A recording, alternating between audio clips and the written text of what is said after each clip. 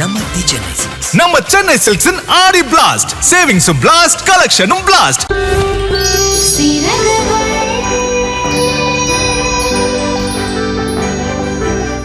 இவ ஒண்ணு புதுசா எதையும் சொல்லிடலையே.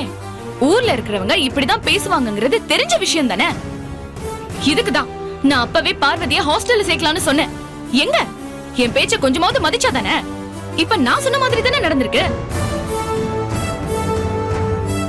மீனாட்சி, இத சாக்கணும் அப்படியே அள்ளி கொட்டாத. இது நம்ம வீடு.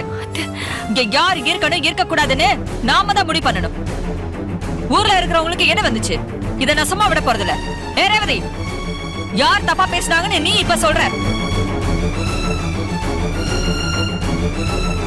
மா, அவளை எதுக்கு கத்துற? ஊர்ல கேள்விப்பட்டத வந்து சொன்னது ஒரு குத்தமா? அதானே, நான் ஏதோ உங்க குடும்பத்து மேல இருக்கிற அக்கறையில கேள்விப்பட்டத சொன்னேன். நீங்க இவ்ளோ கோவப்படுவீங்கன்னு எனக்கு தெரியாது. எனக்கு எதுக்கு இந்த வம்பு? நான் வரேன். ரேவதி நில்லடி. என்ன நான் மட்டும் பேசிட்டே கேட்டு போயிட்டே இருக்க? தப்பா எவ பேசுறாளோ அவகிட்ட சொல்லு. ஏன் குடும்பத்தை பத்தி பேசுறதுக்கு எவளுக்கும் யோக்கியதை கிடையாது. அவங்க வீட்டுல 1000 அழுக்கு இருக்கு. அத நான் பேசுறேன்னா சந்தி சிரிச்சு போயிடும். சந்திரா, அதை விடு சந்திரா, நீ வா. என்ன பேச்சு பேசிட்டு போற பாருங்க. நீ என்ன செஞ்சாலும் ஊர்வாய் அடக்க முடியாது. பேசுறவெல்லாம் பேசிட்டு தான் இருப்பான். அதெல்லாம் நீ பெருசா எடுத்துக்க வேண்டாம். ஆமாமா, எவனாவது வேலை வெட்டி இல்லாதவன் தான் இப்படி ஊருக்குள்ள உட்காந்து பேசிக்கிட்டு இருப்பான். இவங்க பேசுறதெல்லாம் நம்ம மதிக்க கூடாதுமா. இதெல்லாம் மதிச்சோன்னா நம்ம மரியாதை தாமா போகும். பார்வதி, நீ எதுவும் சங்கடப்பட வேணாம். யாரு என்ன சொன்னாலும் உனக்கு நாங்க இருக்கோம். நீ எங்களை மட்டும் பாரு, சரியா? பார்வதி, பார்வதி, இங்கதான் இருக்கியா? லக்கேஜ்லாம் எடுத்துட்டு வா, போலாம். டேடே இருடா, முதல்ல என்ன விஷயம் சொல்லு. நீ பாட்டுக்கு வர, வந்ததும் வராதுமா பார்வதியை லக்கேஜ் எல்லாம் எடுத்துட்டு வர சொல்ற? பார்வதிக்கு பக்கத்துலயே ஹாஸ்டல் பாத்துருக்கேன்ப்பா. இப்பவே கூட்டிட்டு போய் சேர்த்துலாம் தான் கூப்பிடுறேன்.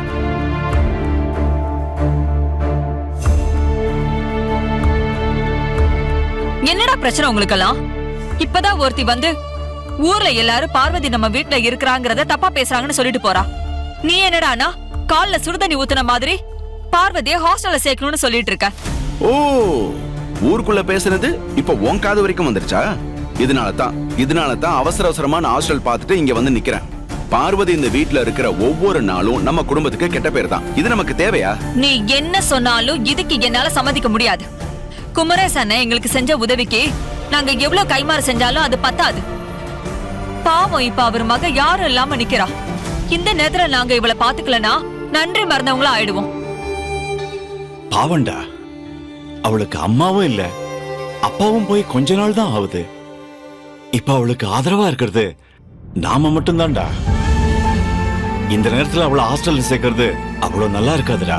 புரிஞ்சுக்க ராஜதோர. ஆமாண்ண, நம்ம ஊர்க்காரங்களை பத்தி உனக்கு தெரியாதா? அவங்க பேசுறதுக்காகலாம் நம்மள நம்பி வந்த பிள்ளைய தனியா விட சொல்றியானே? டேய், எல்லாம் எனக்கு தெரியும்டா. பார்வதி இந்த வீட்டுல இருக்கிறது பிடிக்காம நான் ஹாஸ்டல்ல சேர்க்கிறேன்னு எல்லாரும் நினைப்பீங்க. அப்படி இல்ல. இந்த குடும்பத்துக்கு கெட்ட பேர் வந்துடக்கூடாதுங்கிறதுக்காக மட்டும் இதை நான் செய்யல. பார்வதி நல்லதுக்காக தான் இதை நான் செய்யறேன். ஊர்ல இருக்கிறவங்க நம்ம குடும்பத்தை பத்தி தப்பா பேசினாலும் பரவாயில்ல, பார்வதியும் தப்பா பேசுறாங்களே. எப்படி பார்த்தாலும் நாளைக்கு இன்னொரு வீட்டுக்கு அவ வாழ போறவ தானே. அவ பேர் கெட்டு போனா அவ வாழ்க்கையை பாழாயிடும் தானே. இத பத்தி இங்க இருக்கிற யாருமே ஏன் யோசிக்க மாட்டேங்கிறீங்க?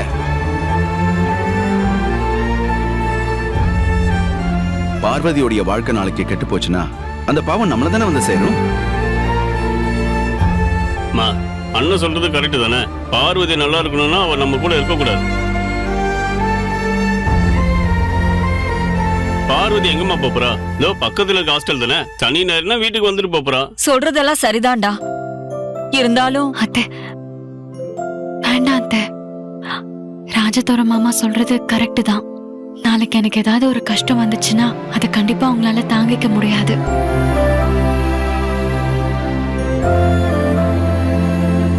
என்னால உங்களுக்கு எந்த சங்கடமும் வரக்கூடாது. நான் ஹாஸ்டலுக்கே போறேன். மாமா, நான் போய் லக்கேஜ் எல்லாம் எடுத்துட்டு வரேன். பார்வதி நில்லுமா. எல்லாருமா சேர்ந்து ஒரு முடிவு எடுத்துட்டீங்க சரி. ஆனா பார்வதிக்கு இப்ப உடம்பு சரியில்லை. என்னால இவளை இப்படி அனுப்ப முடியாது. முதல்ல பார்வதிக்கு உடம்பு சரியாகட்டும், அதுக்கப்புறம் பாத்துக்கலாம். என்னங்கடா நான் சொல்றது சரிதானே? இல்ல இதுக்கு ஏதாவது பதில் வச்சிருக்கீங்களா? பார்வதி, நீ போய் ரெஸ்ட் எடுமா. நான் சொல்றேன்ல, நீ போமா. அதான் உங்க அம்மா சொல்லிட்டால, மத்ததெல்லாம் அப்புறம் பாத்துக்கலாம். எல்லாரும் போய் அவங்க வேலையை பாருங்க. சரியான லூசு குடும்பம். தர்மா, அந்த இன்சூரன்ஸ் பணம் செக்கா வந்திருக்குல்ல, அத பேங்க்ல போய் தான் மாத்தணும். நாளைக்கு பேங்க் போயிட்டு வந்துடலாமா? சரிப்பா, நாளை காலையில கொஞ்சம் சீக்கிரமே கிளம்பி போயிட்டு வந்தா தான் அந்த வேலை முடியும். போயிட்டு வந்துடலாம். சரிப்பா.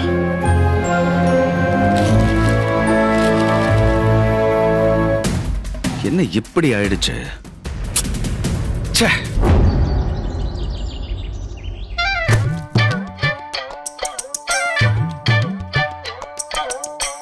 அப்பா, ஆண்டவா.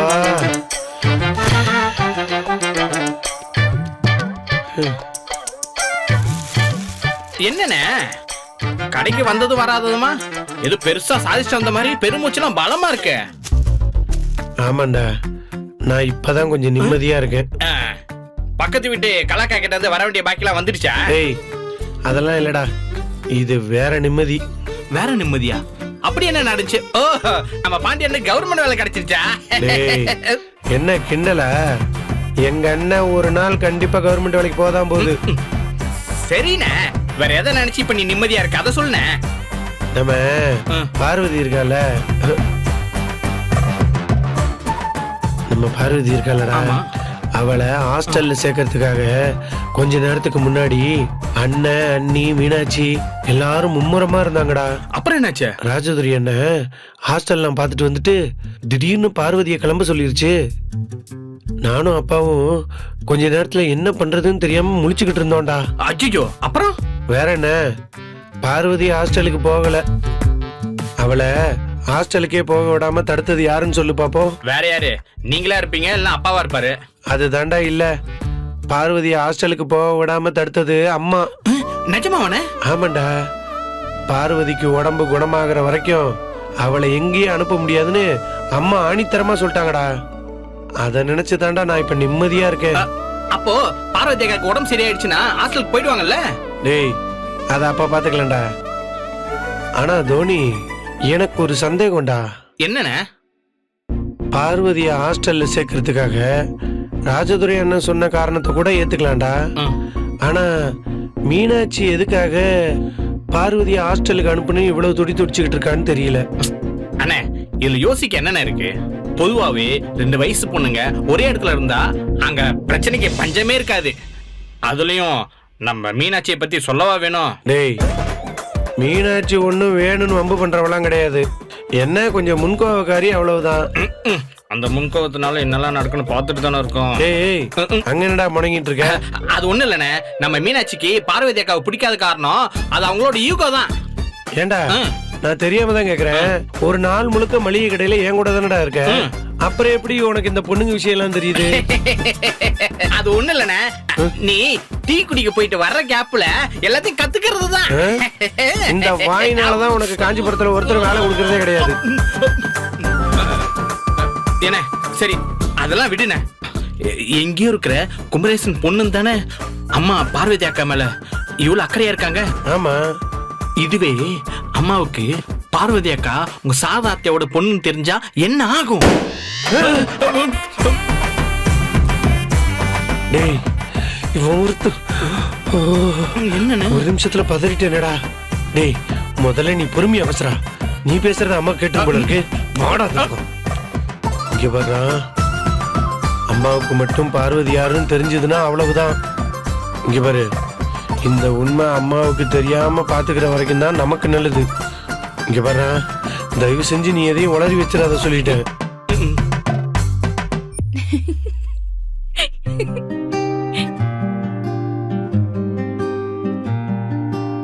என்னங்க, நம்ம மூர்த்தி அண்ணன் பேத்திக்கு அடுத்த வாரம் சடங்காமா.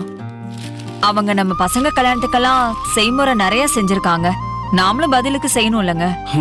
ஆமா சந்திரா, செய்யணும். அதுக்காக ரொம்பலாம் செய்ய வேணாம்.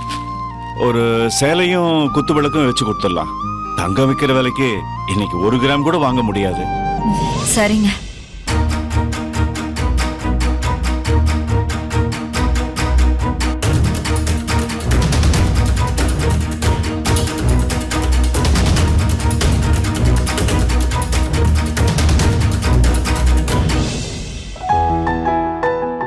பார்வதி இப்ப உடம்பு எப்படி இருக்குமா? பரவாயில்ல அத்தை.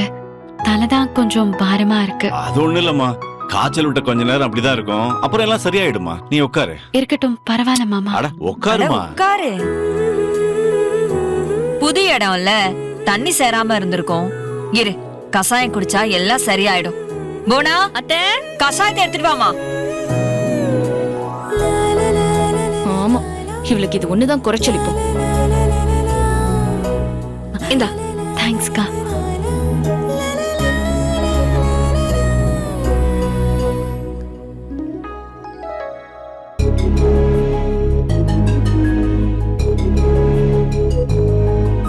பார்வதி, நடந்த எதையும் மனசுல வச்சுக்காதம்மா. ஊர்ல இருக்கிறவங்களாம் ஒரு மாதிரி பேசுறாங்கன்னு தான் ராஜதுரை உன்னை ஹாஸ்டல்ல சேர்க்கணும்னு ரொம்ப பிடிவாதமா இருந்தான். ஐயோ அத்தை, நான் ராஜதுரை மாமா பேசினதை தப்பா எடுத்துக்கல. மாமா என் நல்லதுக்காகவும் தானே சொன்னாரு.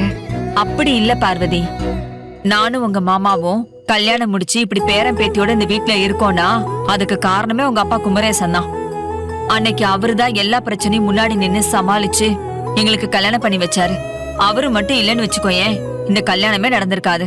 ஆமாமா, குமரேசன் இல்லன்னா நாங்களும் இல்ல, இந்த குடும்பமும் இல்ல, அவளும் ஏன் எதுவுமே இல்ல. அவன் நமக்கு அவ்வளவு உதவி பண்ணிருக்கான். அப்படிப்பட்ட ஒரு நல்லவரோட பொண்ணுதாமா நீ. உங்க அப்பா எங்களுக்கு ரத்த சொந்தம்லாம் கிடையாது, ஆனா என்ன அவர் தங்கச்சியாதான் பாத்துக்கிட்டாரு. எங்களுக்கு இவ்வளவு உதவி செஞ்சவன் எங்க இருந்தாலும் நல்லா இருக்கணும்.